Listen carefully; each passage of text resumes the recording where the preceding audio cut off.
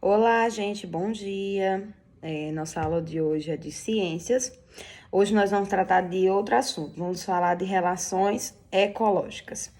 E dessas relações ecológicas existem dois tipos, as harmônicas e as desarmônicas. Nós vamos aprender hoje sobre as relações harmônicas, ok? Bom, as relações harmônicas são aquelas em que não há prejuízo para os envolvidos. E pelo menos um dos seres vivos que estão lá é beneficiário.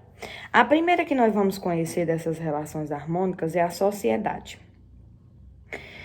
Por exemplo, as abelhas são insetos que interagem com outros seres e interagem entre si. Elas vivem em grupo. Essa é uma relação harmônica chamada de sociedade. E além das abelhas, que elas vivem assim em grupo e interagem em outros grupos, existem também as formigas, as vespas e os cupins, que também são chamados de sociedade. Depois nós vamos conhecer o comensalismo.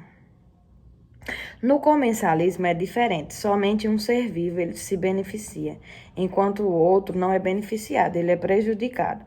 Por exemplo, é o caso do tubarão, certo? E aí o que é que acontece? Ele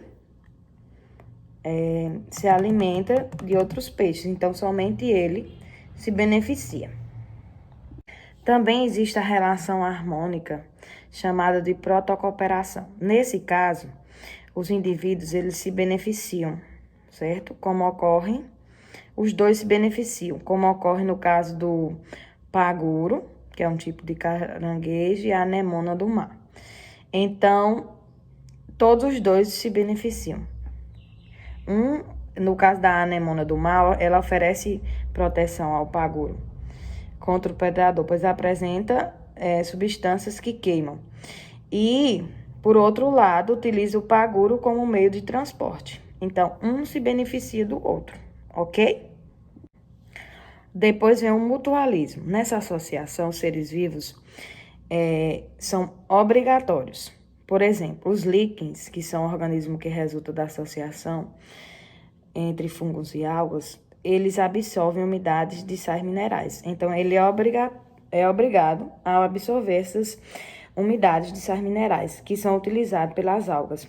E essas algas realizam o processo de fotossíntese. Então, eles são obrigados a fazer esse processo, né? Formando aí o mutualismo. Depois tem o inquilinismo.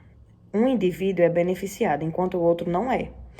Por exemplo, algumas plantas, como as orquídeas, estabelecem essa relação com a árvore. Elas utilizam a árvore como suporte, encontrando melhores condições de luminosidade. E a árvore, ela fica sem o benefício, somente as orquídeas possuem.